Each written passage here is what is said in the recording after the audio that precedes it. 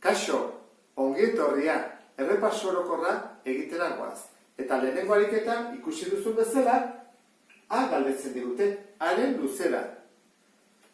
Zer gertatzen zaigu? Behar dugula triangelu bat, angelu zuzen bat.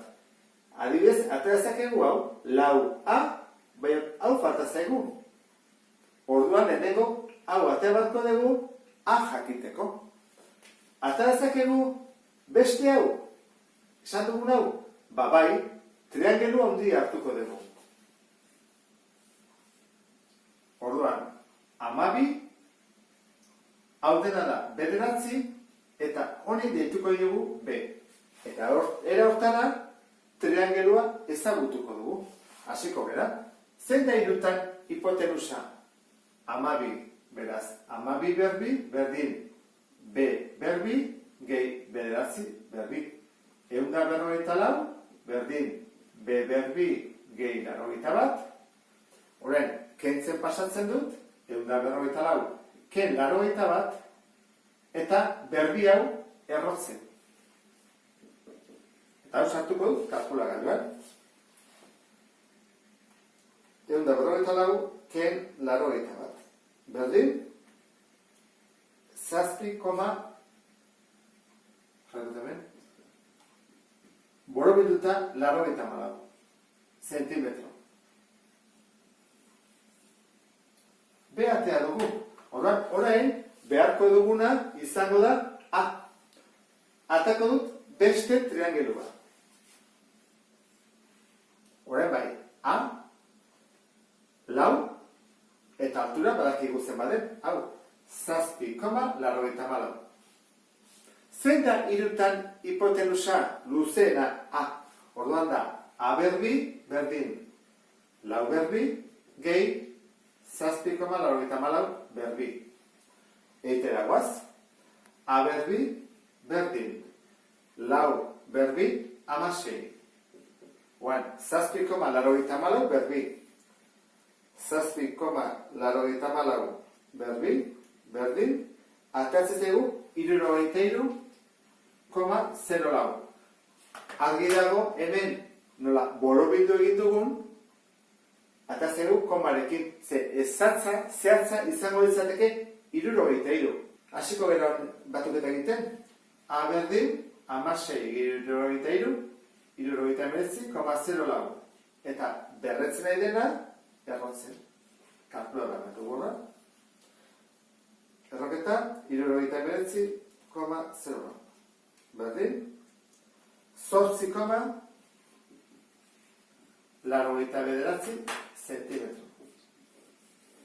Eta horrela bukatzen dugu lehenengo ariketa. Ariketa honetan argi dago isoskelea dela. Bi alde hauek berdinak direla. Orduan, nik ateratzen badut angelu zuzen bat, adibidez eskubikoa, hau izango da aldearen erdia.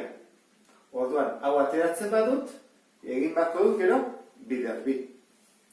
Zenba da hau? 19. Zenba da altura? 14. Eta horren, hau da isaren erdia. Jarriko dut, isaren erdia. Gogoratzeko, gero, osoa behar dugula. Zein da hirutan hipotenusa? Luzeena. Eta luzeena da 19. Horra jarriko dugu. 19 berbi, berdin. 14 berbi, gehi isaren erdia, berbi. 19 bider 19, 371 bat. 14 bider 14, 196. Gehi isaren erdia, berbi. Kentzen pasatzen dut, 371 bat, ken 196, eta erroketa moduan pasabarko dut berreketa delako. Berdin, isaren erdia. Jartzea guazoduan, erroketa, 371 bat, ken 196, eta ematen digu 12,85 borobilduta.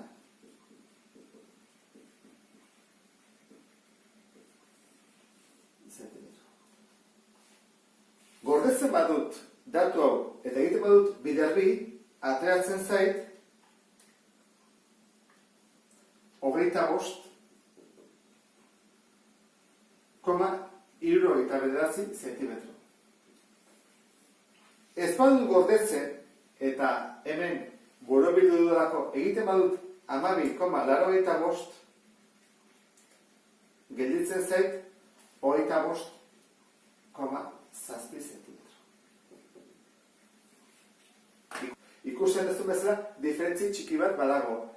Tada, borobilduta egin dut biderbi, edo borobildu gabe egin dut biderbi. Baina biak onargarriak izan daitezke. Irudi hau karatu edo lauki bat da. Horrek esan nahi du lau aldeak berdinak direla. Hau bada isa, hori da isa, eta isa. Orduan, atea beharko dugu triangelu angelu zuzen bat eta datua jarri. Adibidez hau. Zenbat da goitibera? Isa. Zein da ezkerretik eskubira? Isa. Zenbat da diagonala? 3,5. Orduan, Pitagoras erabili dezakegu. Zein da hiruetan luzena? 3,5. Orduan, hori da hipotenusa. 3,5 berbi, berdin. Isa berbi, gehi, isa berbi. 3,5 berbi. Orduan, 3,5 berbi, berdin. 12,25. 12,25 berdin. Zenbat da isa berbi, gehi, isa berbi? Bi isa berbi. Batu egiten diak, koefizienteak. Orain, isa bakarrik utzi behar dugu. Zein pasatzen da lehenengo? Bi hau edo bi hau? Lehenengo biderketa pasatzen da. Orduan da, 12,25 zati bi, eta gero pasatzen da erroketa. Honen emaitzari egin behar dugu erroketa. Orduan, hau da, egingo dudana. Erroketa 12,25 zati bi berdin 2,57 zentimetro. Borobiltzerakoan ez du 58, bezik 57. Hurrengoa, 5 baino txikiago delako. Eta horrekin bukatzen du bariketa.